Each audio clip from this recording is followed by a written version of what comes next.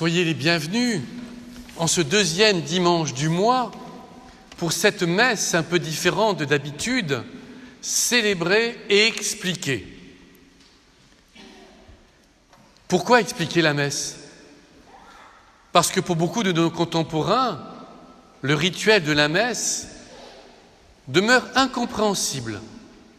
Et même pour des catholiques pratiquants, nombre de gestes n'ont plus de sens et on les fait automatiquement.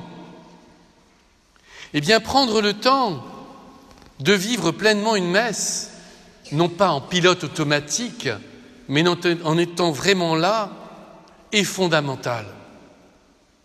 Aujourd'hui, la fête de ce monastère, la fête de Sainte Scolastique, nous renvoie à l'essentiel. Pourquoi sommes-nous là? Non pas simplement pour un rassemblement convivial.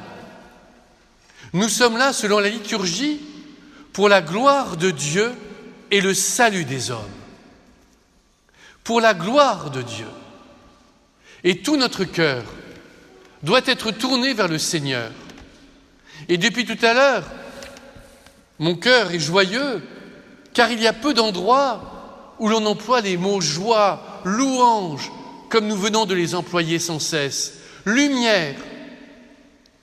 Des endroits où la joie ne dépend pas de l'extérieur, mais une joie intérieure, de savoir que Dieu nous aime et qu'en retour, nous l'aimons.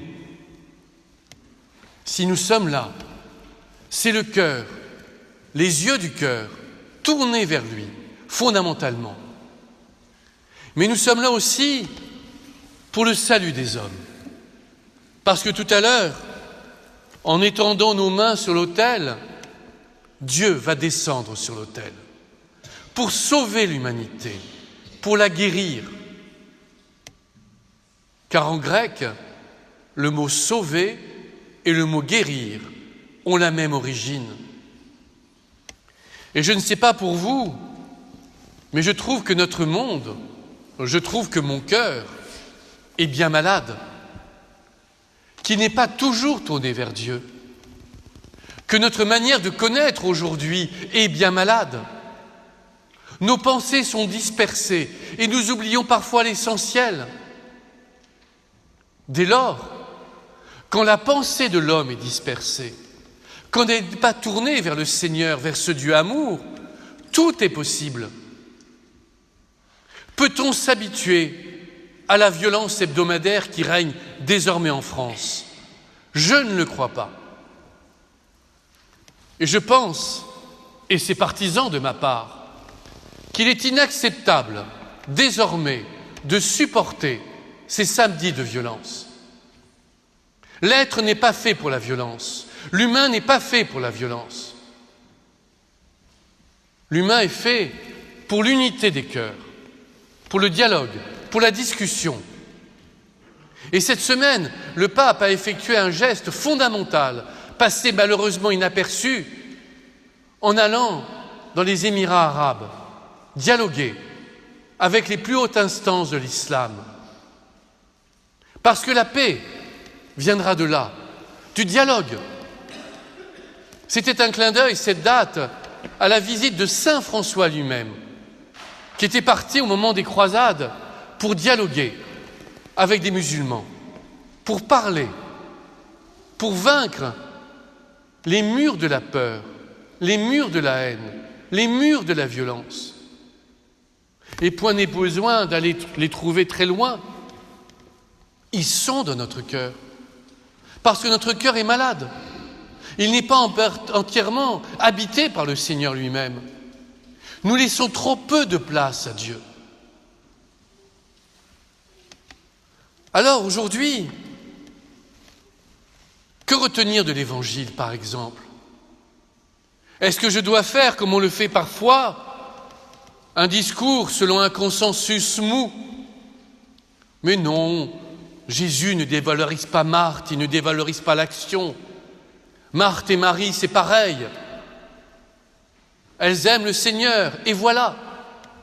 Ce n'est pas ce que dit l'Évangile. Le Christ dit que Marie a choisi la meilleure part, contrairement à sa sœur Marthe.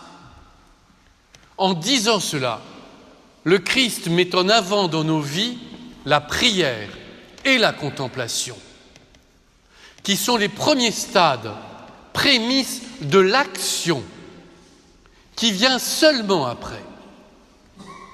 Malheureusement, parfois dans l'Église, on a tendance à s'agiter, à faire beaucoup de choses. Et même les messes deviennent agitées, discours des uns et des autres, processions des uns et des autres, mots de sortie, mots d'entrée, et on n'en finit pas. Et comme si la liturgie ne suffisait pas, on en rajoute encore.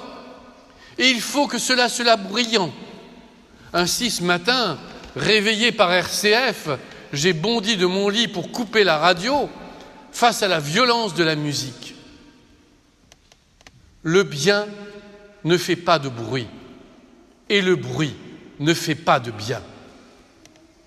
Si nous n'avons pas ces temps de ressourcement, non pas hebdomadaires, mais journaliers, nous serons des agités et non pas des êtres ancrés dans le Seigneur.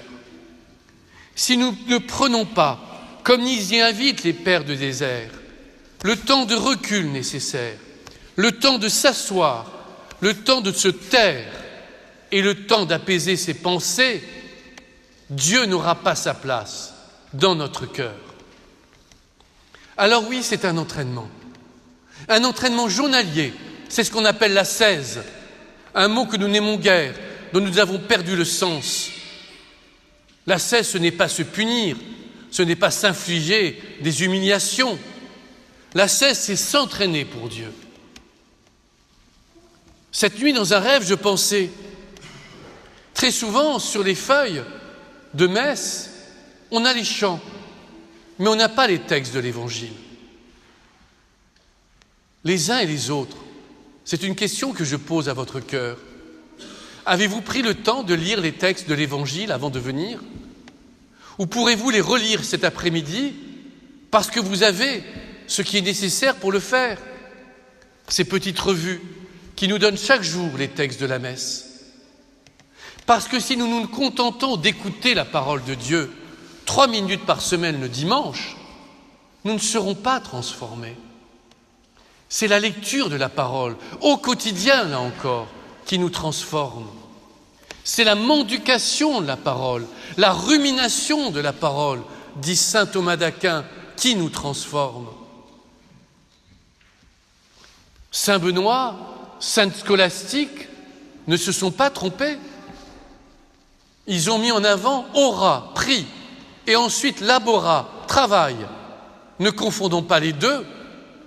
Aura est primordial, le travail vient ensuite, y compris dans notre vie. Alors, pour que cette fête bénédictine ne reste pas pour nous une simple anecdote cet après-midi, nous pourrions prendre, et je vous renvoie à votre cœur, la décision de commencer notre journée par une petite prière pour la démarrer, par un signe de croix fait profondément avec le cœur, comme si nous passions un vêtement. J'en suis certain, nos journées seront transformées. Notre rapport aux autres sera transformé. Et si nous nous changeons, le monde sera transformé.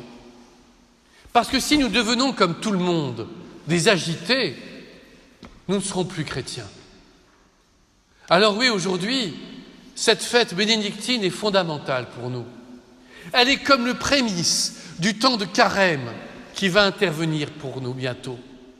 Un temps de préparation intense.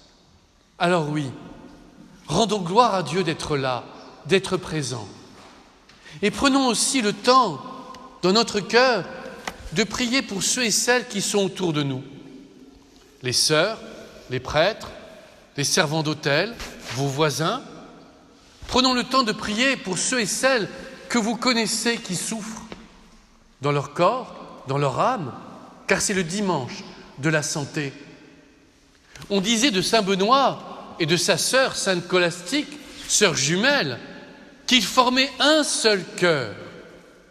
Alors puisse la prière qui va nous unir aujourd'hui, faire que tous et toutes, nous ne formions qu'un seul cœur. Alors, notre vie, comme le disait l'oraison de départ, plaira vraiment à Dieu.